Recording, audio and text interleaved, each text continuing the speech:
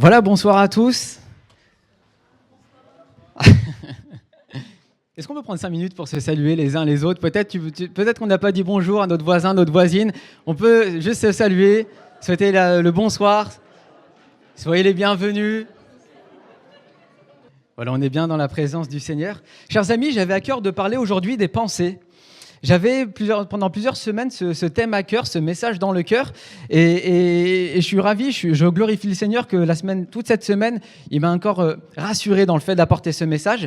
Et en réalité, j'ai appelé ce message le champ de bataille des pensées, un titre que j'ai grossièrement volé d'un livre d'une pasteur.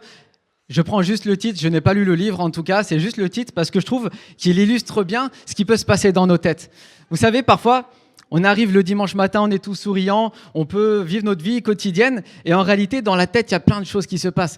C'est un champ de bataille. Il y a des mauvaises pensées qui vont se battre avec des bonnes pensées. On lutte contre nos mauvaises pensées, contre des pensées frénétiques parfois qu'on n'arrive pas à arrêter, qui sortent de toutes parts.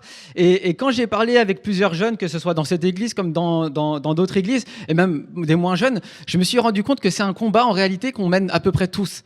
J'ai l'impression qu'on a tous des difficultés dans nos pensées. Il y a des pensées qui peuvent être, comme je l'ai dit, frénétiques, qui peuvent nous assaillir de toutes parts, parfois des pensées du passé qui viennent. Et moi, je rends grâce au Seigneur ce qui m'a délivré des pensées. Ça a été une longue bataille et j'avais à cœur de vous partager en quelques points, en tout cas, ce qui m'a été apporté, comment, bibliquement, la Bible en parle, comment Dieu veut nous délivrer de toutes nos mauvaises pensées. Et je crois vraiment qu'il y a une bataille à mener. C'est un champ de bataille des pensées.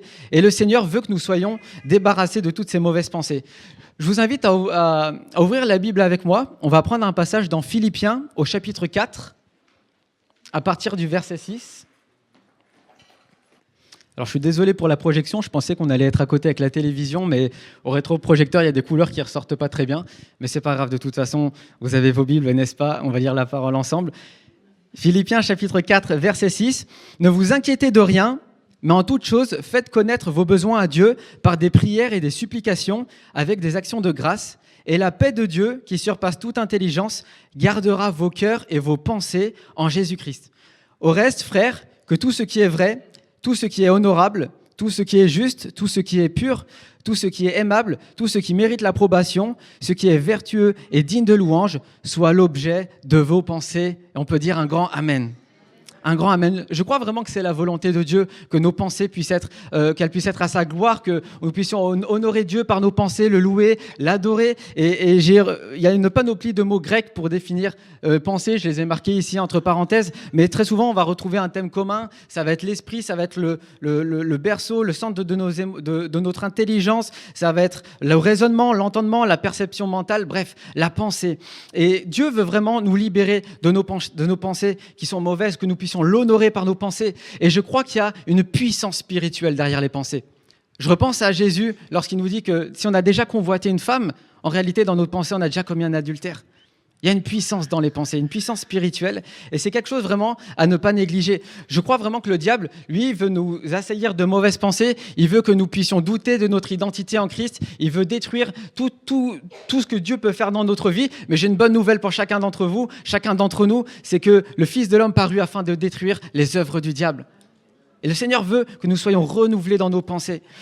Là où le diable veut mettre le doute, le Seigneur veut que nous soyons sûrs, que nous puissions être affermis et sûrs de notre identité en Christ. Et avant tout simplement d'aborder mon premier point, je voulais faire une petite intro rapidement sur la source des mauvaises pensées.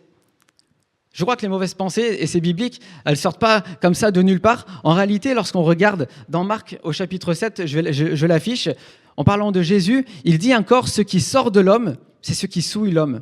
Car c'est du dedans, c'est du cœur des hommes que sortent les mauvaises pensées, adultère, impudicité, les meurtres, etc. etc. C'est du cœur que viennent les mauvaises pensées. Et quand on n'a pas donné notre cœur à Dieu, on est dans le monde, notre cœur est corrompu, et c'est là que viennent toutes ces mauvaises pensées. Et d'ailleurs, l'apôtre Paul va très bien le dire, c'est pas le bon verset, va très bien le dire dans Colossiens au chapitre 1. « Et vous qui étiez autrefois étrangers, ou dans d'autres versions exclus de la présence de Dieu, et ennemis de Dieu par vos pensées et par vos mauvaises œuvres, il vous a maintenant réconciliés par sa mort dans le corps de sa chair, en Jésus-Christ. Et sache que si aujourd'hui tu doutes, peut-être que tu n'as pas donné ta vie au Seigneur, sache que tu as le salut en Jésus, tu peux avoir la promesse de la prophétie de Ézéchiel qui va s'accomplir, ton cœur de pierre va être changé en un cœur de chair, tu recevras un nouveau cœur, un nouvel esprit avec des nouvelles pensées, le Seigneur veut te renouveler, sache que tu n'es plus obligé d'être dépendant de tes pensées, peut-être que tu as des pensées de mort, des pensées de suicide pour certains, peut-être des pensées de doute, de culpabilité, le passé qui te retient, sache que tu as une nouvelle identité en Christ aujourd'hui, si tu acceptes Jésus dans ton cœur. Tu n'es plus dépendant de ses pensées. Tu peux avoir la victoire sur tes pensées, sur ton passé qui te suit. Dieu fait de toi une nouvelle créature. Il fait toutes choses nouvelles, une nouvelle créature, un nouveau cœur, un nouvel esprit. Et toutes les mauvaises pensées ne viennent pas du cœur. Si tu as donné ton cœur à Dieu, à Jésus, on sait en réalité que notre cœur est transformé, on reçoit le Saint-Esprit, il y a un ménage qui est fait en nous, mais en réalité, il y a quand même certaines pensées qui peuvent rester, peut-être par nos mauvaises habitudes, peut-être parce qu'on va regarder, parce qu'on va entendre. Bref, il y a des pensées qui peuvent rester, mais c'est aussi une bonne indication, parce que peut-être que tu as donné ta vie à Christ, mais que tu n'as pas veillé sur ton cœur. Et si tu n'as pas veillé sur ton cœur, peut-être que des mauvaises pensées peuvent arriver. Et c'est pour ça que d'ailleurs, dans le livre des Proverbes, il est écrit « Veille ». Enfin, vous connaissez le proverbe. Est-ce que quelqu'un peut me le dire ? Garde ton cœur plus que toute autre chose, car c'est ça. Bravo David. Exactement, garde ton cœur plus que toute autre chose. Si je ne prends pas soin de mon cœur, si je ne veille pas sur mon cœur, alors les pensées peuvent revenir. Le Seigneur m'en a débarrassé, mais je dois veiller sur mon cœur pour pas que ces mauvaises pensées puissent revenir. Et j'avais à cœur, tout simplement, le premier point, c'est un des points qui peut paraître tout simple, accepter l'autorité des Écritures. Accepter l'autorité des Écritures. Vous savez, parfois, dans notre tête, il se passe des choses, c'est fascinant. C'est fascinant. On a des schémas de pensée, on se met à croire des choses qui en réalité sont contraires à la Bible, mais on nourrit tellement ces pensées que parfois il y a une pensée pouf qui arrive, on va nourrir cette pensée, on l'entretient, et cette pensée fait autorité plus que la Bible. Elle fait autorité plus que la Bible. Pour témoigner rapidement, il y a plusieurs années maintenant, en été à Gap, le baptême du Saint-Esprit a mis du temps à venir sur moi, a mis vraiment du temps. Et vous savez, sur Internet, on entend toutes sortes de doctrines. J'avais entendu des doctrines comme quoi des chrétiens pouvaient être possédés. En réalité, ils avaient donné leur vie à Dieu, mais pas réellement. Il n'y avait pas eu de nouvelle naissance. La conversion n'avait pas été sincère et qu'il y en a qui pouvaient être possédés. D'autres que des liens pouvaient encore subsister. Je ne vais pas lancer le débat sur la démonologie, mais moi, je suis arrivé devant le pasteur dans l'atelier Vide l'Esprit, et je lui ai dit, pasteur, je crois que j'ai un démon. il a tapé son meilleur fou rire. Il me dit, mais Benjamin, on voit le Saint-Esprit en toi, je sens le Saint-Esprit en toi, arrête. Et bref, le baptême du Saint-Esprit est venu, gloire à Dieu. Et simplement, les Écritures font autorité.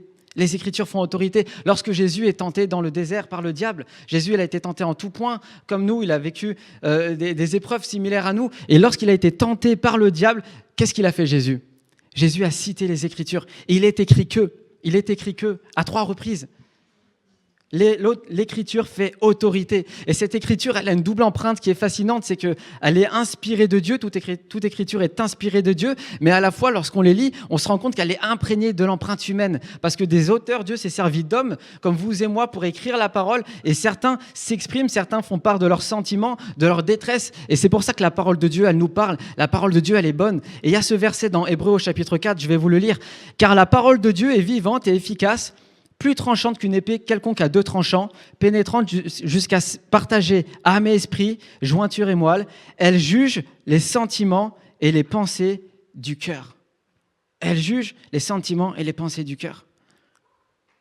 Alors que j'ai des mauvaises pensées dans mon cœur, alors qu'il y a toutes sortes de pensées qui sont contraires à la Bible, la parole de Dieu est efficace en moi, elle agit dans mon cœur et elle me fait comprendre que mes pensées ne sont pas bonnes, elles ne sont pas selon le plan de Dieu, qu'elles sont contraires à la parole de Dieu. Et j'ai envie de te dire que si la Bible dit que tu es aimé, sache que tu es aimé et l'amour de Dieu ne changera jamais. Parfois, on peut croire que Dieu ne nous aime plus. Moi, je pensais que Dieu ne m'aimait pas, il ne me baptisait pas du Saint-Esprit, j'étais persuadé que Dieu ne m'aimait pas. C'est fou. Et pourtant, je me disais, ok, il est écrit que rien ne pourra nous séparer de l'amour de Christ, Mais il y a une exception pour moi peut-être. Et en réalité, non. Sache que si la Bible dit que Jésus t'aime, sache que Jésus t'aime. Si la Bible dit que tu es une nouvelle créature, sache que tu es une nouvelle créature. Si peut-être tu doutes de ton salut, sache que si la Bible dit que si tu as accepté Jésus-Christ comme ton Seigneur et ton Sauveur, que tu es né de nouveau, que tu t'es repenti, sache que le salut est pour toi. Arrêtons de douter de l'Écriture. Soumettons-nous à l'autorité des Écritures. Parfois, il y a des forteresses qui naissent dans nos têtes. Des forteresses. J'avais cette forteresse dans ma tête. J'étais persuadé que Dieu ne m'aimait pas. Et rien ne pouvait aller à l'encontre de cette forteresse. Des pensées qu'on bâtit qui sont impénétrables. Et l'autorité de la Bible va détruire ces forteresses. Parce que parfois, on peut avoir des pensées qui viennent de la chair. Et il y a aussi des pensées qui viennent du diable. Soyons honnêtes. Et parfois, notre chair aussi va faire naître toutes sortes de pensées. Et il y a ce verset que... Je vais citer beaucoup de versets, je suis désolé. Vous savez, il y a un problème souvent quand on fait des prédications. Moi, j'ai tendance à vouloir mettre tous les versets possibles. Il faut faire le tri, mais cependant, là, c'est des versets que moi m'ont beaucoup aidé pour ce combat, et je pense qu'ils peuvent vous aider aussi parce que c'est une vérité biblique, c'est des versets où on peut proclamer des choses spirituelles et qui sont quand même importantes. Et il y a un verset qui est très important, qui m'a vraiment aidé, c'est 2 Corinthiens au chapitre 10, au verset 4 et 5, « Car les armes avec lesquelles nous combattons ne sont pas charnelles, mais elles sont puissantes par la vertu de Dieu pour renverser des forteresses. » À remettre dans son contexte, mais il y a des forteresses dans notre esprit.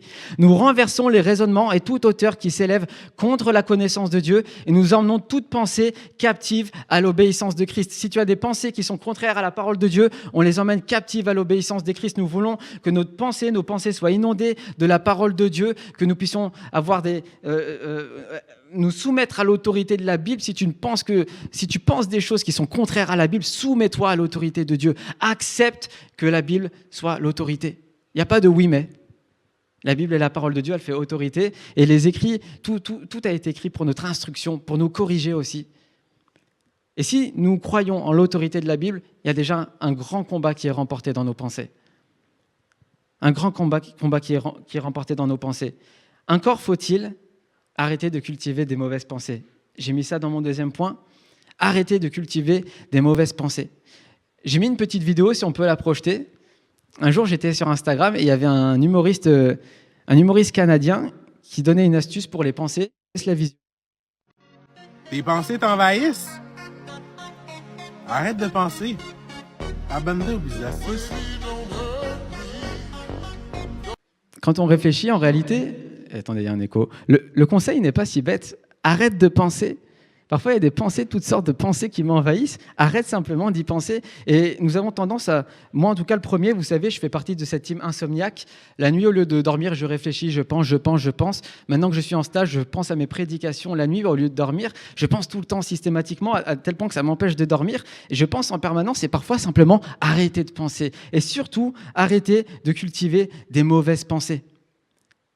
Il y a un proverbe chinois que j'ai noté alors que je regardais il y a très longtemps une vidéo sur ce sujet, sur les pensées, qui dit « On ne peut empêcher les oiseaux noirs de voler au-dessus de nos têtes, mais on peut les empêcher d'y faire leur nid. » C'est-à-dire que les pensées, il y a des pensées qui apparaissent comme ça.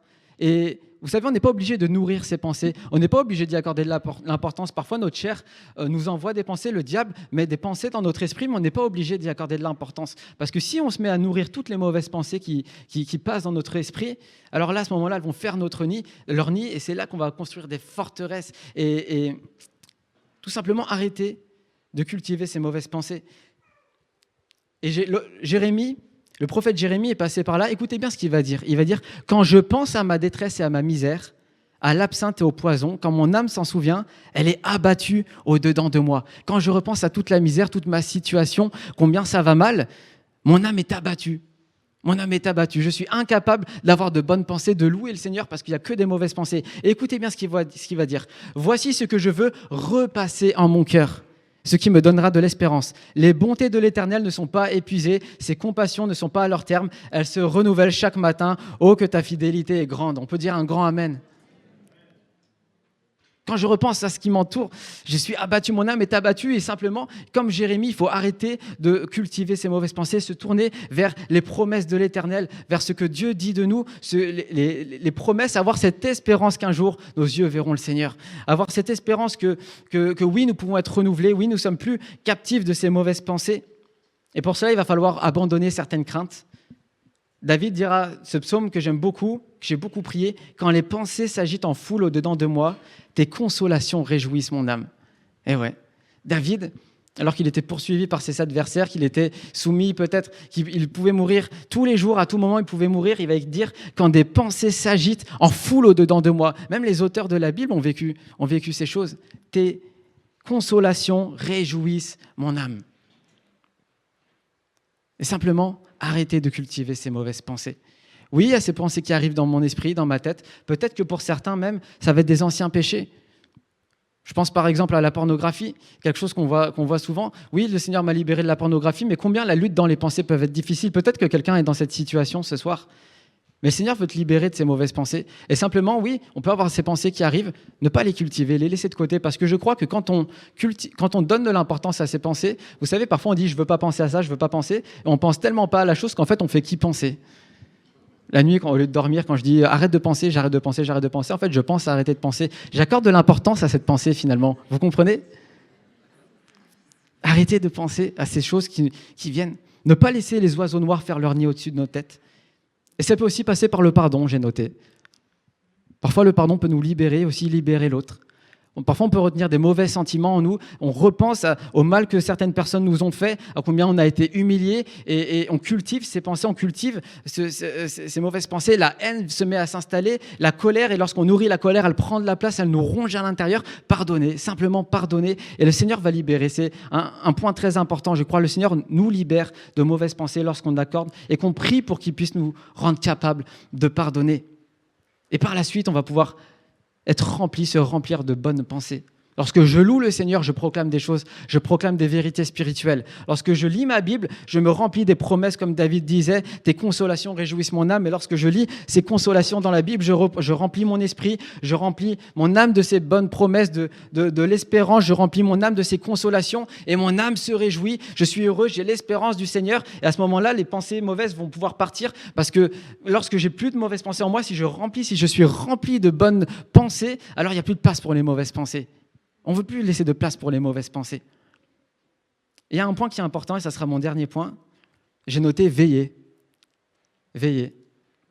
À plusieurs reprises, l'apôtre Paul va dire « Priez sans cesse, rendez grâce en toutes choses, persévérez dans la prière, veillez-y avec des actions de grâce et de reconnaissance. » Et le Seigneur fait de grandes choses, il agit encore aujourd'hui, il fait des miracles, et peut-être qu'il t'a déjà libéré des mauvaises pensées, et parfois on se repose sur nos lauriers, on se repose sur ce que nous avons acquis, et vous savez, on est dans une société de divertissement, c'est fascinant. Lorsque je regarde un film, une série, on est tous d'accord, il y a souvent des scènes, bon, on s'est compris, on peut regarder des films violents, on peut avoir une scène avec du contenu sexuel très facilement, surtout dans les séries aujourd'hui, et on peut laisser notre cœur être souillé par ces mauvaises choses. Lorsque j'écoute des musiques qui ne rendent pas gloire à Dieu, très souvent, on peut s'absorber, de s'imprégner de ces paroles, de ces mauvaises choses qui sont dites, de ces mauvais moods, comme on peut dire, et c'est des choses qui vont souiller notre cœur. Et si on ne veille pas à ces choses, alors on va simplement retomber dans les pièges desquels le Seigneur nous a libérés. Veillez, veillez et priez, persévérez dans la prière. L'église de Corinthe, écoutez bien ce qu'il va dire Paul. Est-ce que je l'ai noté ? Non, je ne l'ai pas noté. Paul va dire « Toutefois, de même que le serpent séduisit Ève par sa ruse, je crains que vos pensées ne se corrompent et ne se détournent de la simplicité à l'égard de Christ. » L'église de Corinthe, je crains que vos pensées ne se corrompent et ne se détournent de la simplicité à l'égard de Christ. Et quand on voit tout ce qui s'est passé à l'église de Corinthe, on comprend qu'il y a eu de l'impudicité, des choses horribles qu'on ne pratiquait même pas dans le monde. Et simplement, il y avait pourtant tous les dons spirituels qui étaient pratiqués. L'église de Corinthe était puissante spirituellement, mais voilà que l'impudicité, les mauvaises choses sont rentrées dans l'église. Et l'apôtre Paul va leur dire, je crains que vos pensées ne se corrompent et ne se détournent. Si on ne veille pas sur ce que l'on consomme, sur ce que l'on regarde, alors nos pensées peuvent se corrompre aussi. Et après, c'est un cycle souvent sans fin. On tombe dans la culpabilité. Et je ne sais pas si beaucoup d'entre vous sont passés par la culpabilité, combien c'est dur de se détacher de la culpabilité. Et c'est un cycle. Et le Seigneur va enlever toute culpabilité ce soir. Si tu t'es repenti sincèrement, de tout ton cœur, sache que tu es pardonné. Si nous confessons nos péchés, il est fidèle et juste pour nous les pardonner, pour nous purifier de toute iniquité. Amen. Amen. Simplement persévérer, veiller, ne pas laisser les choses mauvaises souiller encore notre cœur, souiller notre esprit, souiller notre âme. Ne vous inquiétez de rien, mais en toute chose, faites connaître. On l'a lu, c'est celui qu'on a lu, et c'est vraiment le verset que je vais vous laisser sur votre cœur. Ne vous inquiétez de rien, mais en toute chose, faites connaître vos besoins à Dieu par des prières et des supplications, avec des actions de grâce. Et la paix de Dieu qui surpasse toute intelligence gardera vos cœurs et vos pensées en Jésus-Christ. Oui, nous voulons persévérer dans la prière, nous voulons persévérer dans la lecture de la parole de Dieu, persévérer dans la communion fraternelle, encore faire monter à Dieu nos besoins, nos supplications, et que nos pensées puissent être gardées en Jésus-Christ. Oui, nous voulons louer le Seigneur par nos pensées, l'adorer par nos pensées, que, comme on l'a lu en introduction, que tout ce qui est aimable, tout ce qui mérite l'approbation, ce qui est digne de louange puisse être l'objet de nos pensées, de nos raisonnements. Et nous sommes appelés à avoir une intelligence renouvelée, et je vais finir dessus. Soyez transformés par le renouvellement de l'intelligence, de vos pensées. Le Seigneur fait toutes choses nouvelles, et je crois encore aujourd'hui qu'il veut libérer. On va avoir un temps de prière, on va incliner nos têtes.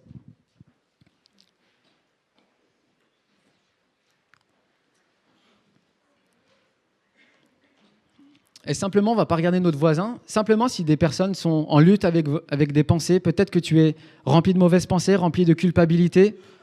Peut-être que tu as commis des choses et tu n'arrives pas à te pardonner. Peut-être que tu as des pensées mauvaises, des pensées de suicide, peut-être des pensées sexuelles qui reviennent, qui t'assaillent l'esprit. Tu peux simplement lever la main. Personne ne regardera. Oui, j'ai vu vos mains.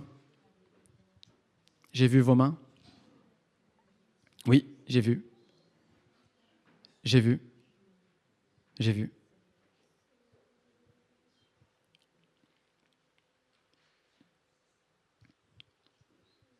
J'ai vu.